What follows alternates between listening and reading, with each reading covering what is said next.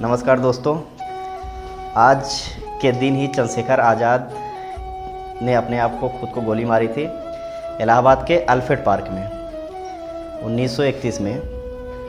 27 फरवरी 1931 को चंद्रशेखर आज़ाद ने अपने आप को खुद को गोली मारी थी। तो उसी के ऊपर मैं एक छोटी सी कविता लिख रहा हूँ, लेकिन उसके पहले मैं थोड़ा सा ये बताना चाहता हूँ चंद्रशेखर आज़ाद थे कौन। चंद्रशेखर आज़ाद ऐसे थे जो खुद के माँ बाप को गोली मारने को तैयार हो गए थे। क्योंकि जब चंद्रशेखर आज़ाद एक गरीब ब्राह्मण परिवार में जन्म लिए थे और अपने माँ बाप को एक अपने दोस्त के घर पे रखे थे और उनको ये बोले थे कि मेरे माँ बाप जब तक ज़िंदा रहेंगे तब तक इनको खाने पीने की व्यवस्था करते रहना। लेकिन एक दिन उनका दोस्त उनके पास आया और ये बोला कि तुम इतना कुछ अंग्रेज़ों से लूटते हो और जो लूट करके जो तिजोरी में रखते हो, तिजोरी की चाबी भी तुम्हारे पास रहती है और उसमें से कुछ इतना पैसा तो दे दो कि मैं तुम्हारे माँ बाप की सेवा कर सकूँ। चंद्रशेखर आज़ाद ने कहा कि नहीं, सिर्फ माँ बाप सिर्फ मेरे नहीं हैं, माँ बाप और भी क्रांतिकारियों के हैं। मैं इसमें से 1 रुपये भी अपने माँ बाप को नहीं दूंगा।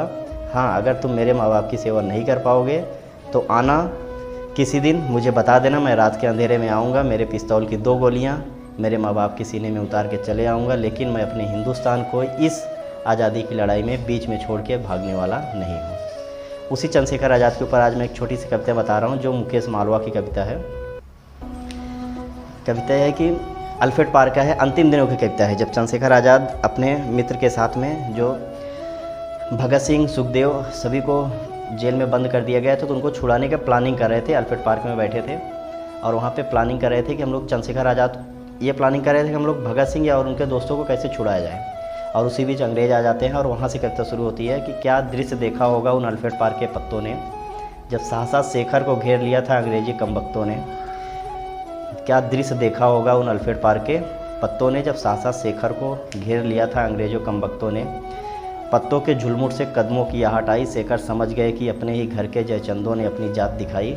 तो मिटा दूंगा उन फिरंगियों को, शेखर ने कसम खाई और अपने प्राणों से प्यारियों पिस्तौल उठाई।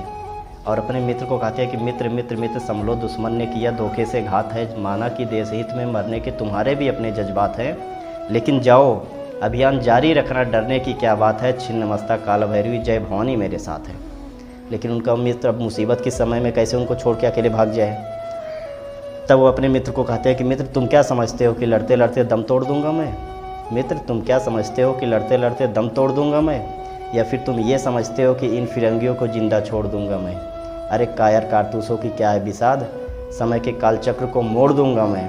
माना कि मृत्यु सबकी सौमनी है, लेकिन आज उसका यह भ्रम भी तोड़ दूंगा मैं। जगदम्बा काकेहरी, जगदम्बा काकेहरी किसको बोलते हैं? तो माँ जगदम्बा का जो सवारी होता है शेर, उसको हम लोग जगदम्बा काकेहरी बोलते हैं। तो बोलते हैं जगदम्बा काकेहरी वह अल्फ्रेड पार्क में दहाड़ रहा था। देवर्षि संग्राम में जो इंद्र का एरावत था वो भी इनकलाबी भाषा में चिंगाड़ रहा था।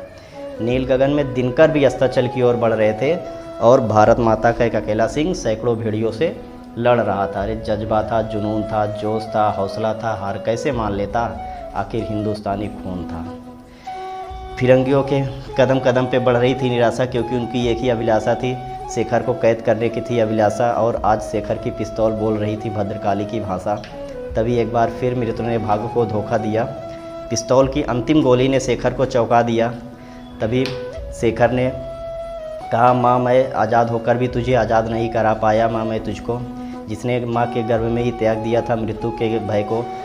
जब आने वाले पल को दसों दिशाओं ने भापा, त्रिवेणी का संगम टूटा, डोली धरा अंबर भी कांपा। तभी युग युगांतर तक रहे अलौकिक चंद्रशेखर ने अपनी निशानी मिटा दी। चंद्रशेखर ने अंतिम गोली वंदे मातरम बोलकर अपनी कनपट्टी पर चला दी। क्या अब हम लोग यहाँ पे 2 लाइन मैं ये बोलना चाहता हूँ कि चंद्रशेखर आज़ाद के मरने के बाद क्या हुआ होगा, उसके ऊपर बोल रहा हूँ कि रोई होगी तुलजा भवानी भी उस बेटे के चले जाने से, माँ काली भी रोई होगी अपने बेटे के चले जाने से। अरे मृत्यु के देवता यमराज को भी उस मृत्यु के देवता यमराज को भी उस विराट मृत्यु का अफसोस रहा होगा। अरे महाकाल भी उस वक्त तांडव करने की सोच रहा होगा।